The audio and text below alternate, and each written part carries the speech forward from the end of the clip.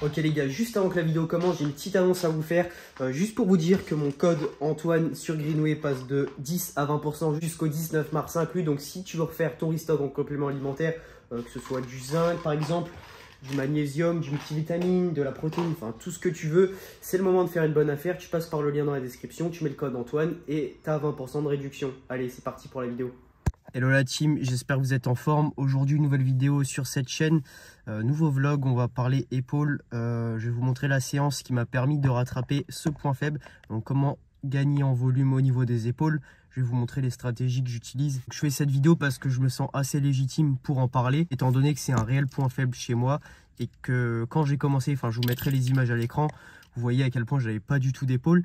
Et finalement, là, sur les 2 dernières années de muscu, j'ai réussi à plutôt bien le rattraper. Donc, sans avoir non plus des épaules énormes, des épaules parfaites. Ça reste, mine de rien, un point faible. Et pourtant, je considère que c'est le muscle le plus esthétique du corps humain.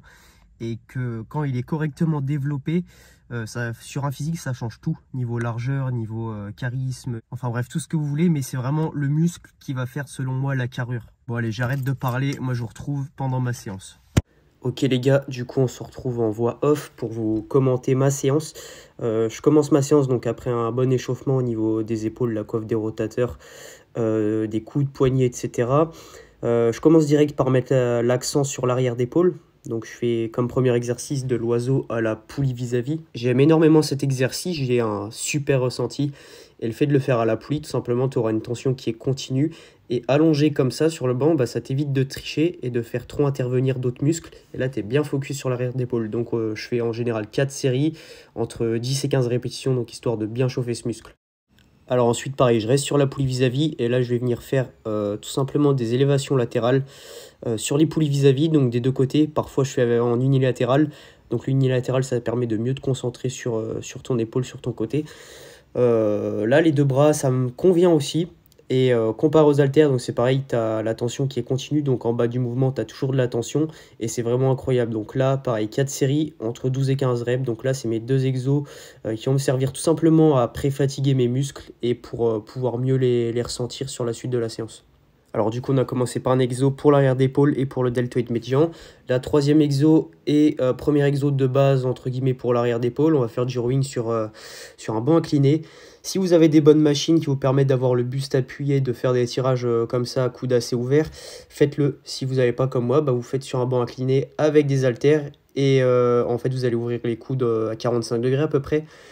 Et en fait, le fait d'avoir le buste qui est posé, ça te permet de ne pas avoir justement des facteurs limitants comme le gainage ou autre chose. Et du coup, de bien te concentrer sur le muscle que tu souhaites travailler.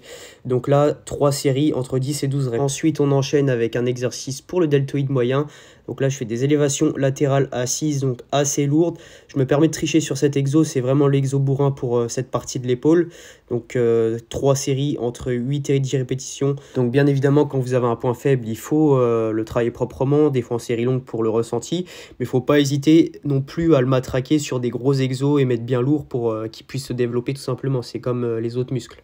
Et enfin, on termine par un petit exo de finition. Donc les élévations latérales Y sur un banc incliné. Donc là, on va venir solliciter surtout le deltoïde moyen, un petit peu l'arrière d'épaule aussi, et les trapèzes inférieurs. Donc ça, c'est aussi intéressant de le faire pour la santé de l'épaule, pour renforcer donc tout ce qui est chaîne postérieure au niveau de la chaîne scapulaire. Donc sur cet exo, en fait, tu envoies tout simplement les bras en forme d'Y, et ça va être très dur de mettre lourd. Donc je te conseille de le faire en série longue comme je fais, entre 15 et 20 répétitions. Et puis voilà, on est bien. Petit pump à la fin de la séance. Grosse séance. Ok, les bros, de retour de la salle. On se prépare le petit repas post-entraînement. Alors là, du coup, les gars, j'ai pas trop de temps pour manger. Du coup, c'est des haricots en bocal, donc en verre. Un petit peu de poulet là. Je vais réchauffer tout ça. Il n'y a pas de glucides parce que tu vas voir, je vais me faire un truc assez sympa pour le dessert en guise de glucides, pardon. Et ça va être de la crème de riz, mais tu vas voir, je vais mettre des trucs assez sympas dedans. Et en ce moment, les gars, en termes de calories, je suis autour des 2002. Donc, je suis plus en sèche officiellement. Je suis surtout sur une phase de reverse diet. Je vais faire une vidéo concernant ce sujet très prochainement. Normalement, je suis légèrement plus haut en calories. Là, j'ai baissé pour une semaine et demie parce que j'ai fait de la merde ces 2 dernières semaines. Et c'est-à-dire que j'ai pris beaucoup de poids Le tour de taille a réaugmenté, j'ai refait un peu de fat. Donc là, je lève le pied sur ces prochains jours. Après, je augmenterai tout doucement. Je vais essayer de ne pas faire les mêmes erreurs. Et ça, les gars, c'est inconditionnellement la phase la plus dure à gérer, je pense. La sèche en soi, je ne vais pas dire que c'est simple, mais c'est pas aussi complexe à gérer qu'une reverse diet, c'est-à-dire l'après-sèche, où le but en fait ça va être de remonter tes calories très progressivement jusqu'à ta maintenance pour pas perdre tous les gains que tu as fait et redevenir un mec, un loukoum tout simplement. Voilà, petit repas simple et efficace. En ajout, on met du sel rose d'Himalaya, donc ça les gars, hyper important. C'est pas mal hein, le sel, hein, quand vous faites du sport à fond que vous transpirez, vous perdez des minéraux. Le sel c'est important. En plus, si vous mangez pas régulièrement, comment dire, des aliments transformés, il n'y a aucun mal à saler tes plats, dans la limite du raisonnable bien sûr. C'est hyper important pour tout ce qui est bon fonctionnement, bonne contraction des muscles et pour éviter la déshydratation, puis ça t'apporte tous les électrolytes nécessaires. Donc moi je prends le sel rose.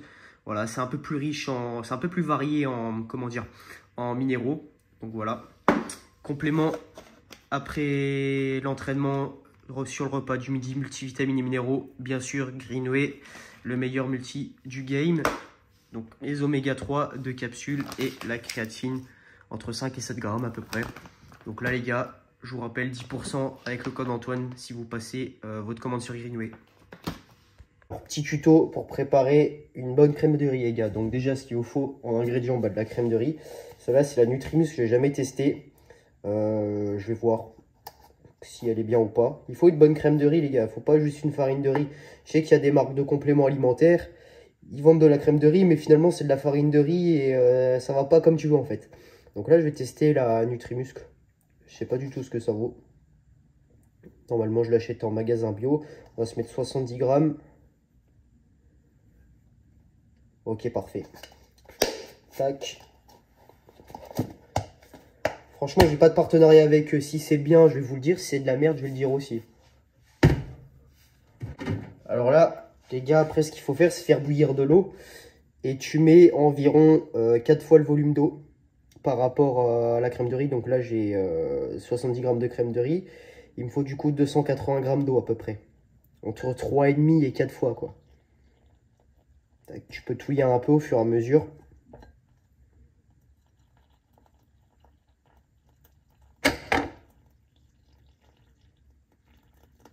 On va déjà essayer à 240. Donc il faut quand même un récipient de taille moyenne ou un gros bol, parce qu'après ça gonfle. Alors ce qui est paradoxal, c'est que c'est assez volumineux comme ingrédient, mais ça reste pas sur l'estomac. C'est-à-dire que ça, tu peux le manger 30 minutes avant ta séance et tu seras jamais gêné par la digestion.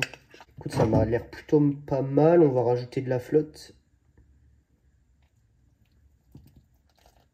Faut faire doucement aussi, le temps que la crème de riz prenne bien l'eau pour pas en foutre partout quand tu mélanges. Une fois que c'est assez homogène, là tu peux mélanger pour enlever tout ce qui est grumeaux et faire un truc plutôt lisse quoi. Ah, j'ai oublié la protéine. Alors la protéine par contre les gars, ça va être chocolat Greenway. Et du coup je vais devoir sûrement rajouter de la flotte. Vu que là je rajoute de la poudre, ça va faire un truc trop épais sinon. Donc un scoop de 30 grammes à peu près.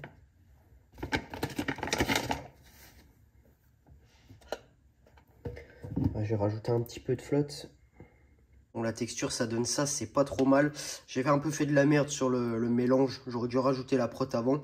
Ce qui fait que j'ai mis trop de flotte et du coup c'est légèrement trop liquide. J'ai pas pu mélanger correctement les grumeaux. Et c'est plus facile aussi dans un récipient rond pour mélanger. Parce que là c'est hyper galère. Dans un bol j'arrive mieux à la mélanger. Donc là ce que je vais rajouter dedans les gars, pour le petit plaisir, ça va être... Tadam. Donc ça je vais en mettre 4. On va mettre... Allez, on va essayer de mixer. Tac. Et puis je vais mettre la demi-banane que j'ai mangé l'autre moitié avant l'entraînement. Ok les gars, on se retrouve l'après-midi. Il est temps pour moi de faire une petite pause. Donc là j'étais en train de bosser sur mes programmes, mes coachings, etc. Le petit encas de l'après-midi, on a 4 petits suisses. Donc ça fait 200 grammes, une pomme entière, épluchée. Ouais, faut enlever la peau les gars, c'est plein de pesticides. Et puis en plus c'est moins digeste. Donc je vous conseille d'enlever la peau des pommes. 30 g de peanut butter et puis une petite cuillère de miel qu'on voit pas. Donc voilà, ça va faire du bien. Et pour faire glisser tout ça, un grand verre de Pepsi Max, donc sans sucre. Pour ceux qui veulent un accompagnement de coaching avec moi, ça se passe dans la bio, je vous mets les liens vers mon site internet ou alors vous m'envoyez directement un message sur Instagram. Et en fait, les deux services que je propose, c'est le programme personnalisé, qui est le moins cher, donc c'est le programme qui est sans suivi, mais qui est personnalisé en fonction de tes besoins, de ton mode de vie, etc. Et ensuite, tu as le suivi personnalisé, où là, tu as ton programme personnalisé, mais avec le suivi toutes les semaines, quotidien, etc. Donc le programme personnalisé, il est très bien pour le mec qui sait se débrouiller, qui est assez autonome, qui a besoin de revoir son entraînement. Même après quelques années de pratique, ça peut être intéressant. Si vous stagnez, il y a des choses qui ne vont pas, ben moi je peux voir à ce niveau comment on peut rajuster la programmation. Donc tout ce qui est au niveau de la programmation. Il y a les conseils de base en nutrition aussi que je fournis avec. Et pour le suivi personnalisé, donc le programme pareil qui est mis à jour chaque semaine. Et puis là, il y a tout un outil de tracking, que ce soit les pas, le sommeil, la nutrition qui est optionnelle. Mais voilà, moi je vous conseille vivement, si la nutrition, pareil, elle fait défaut chez vous, vous prenez un suivi diète avec moi. Donc c'est pas directement inclus avec le suivi, mais c'est quelque chose que je propose en plus parce que pour moi, la diète c'est indissociable de l'entraînement et du reste. Et pour faire une transformation parfaite, c'est hyper important d'optimiser tous ces facteurs. Donc c'est un document de suivi que j'utilise pour moi-même et franchement, vous pouvez que réussir avec ça.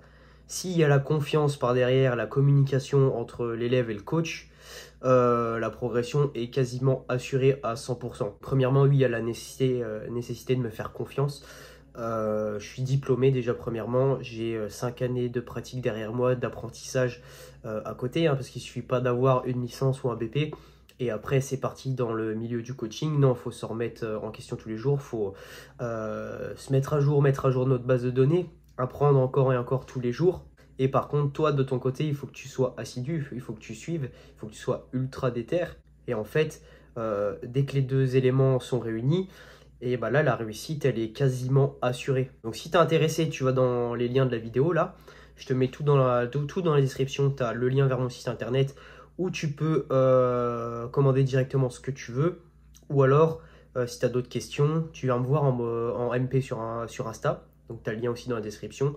Tu m'envoies un message, tu dis que tu aimerais être suivi par moi ou avoir un programme.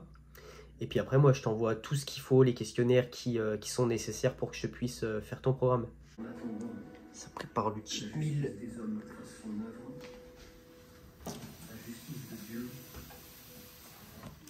Oh les gars, regardez ce bête de cheat meal. Le méga burger, les petites frites, tout est maison. En vrai, il n'y a pas besoin d'aller bouffer au McDo, hein. McDo, tu vas t'en sortir pour aller 15 balles par personne. Et en plus, la qualité des aliments, elle est piteuse. Et tu vas avoir faim au bout de 30 minutes. Alors que là, regarde. Pommes de terre, donc aliment brut, avec de l'huile d'olive, tout simple. Là, tu as de la viande hachée, j'ai mis en steak. La mozza, qui est un super fromage riche en protéines, pas trop calorique.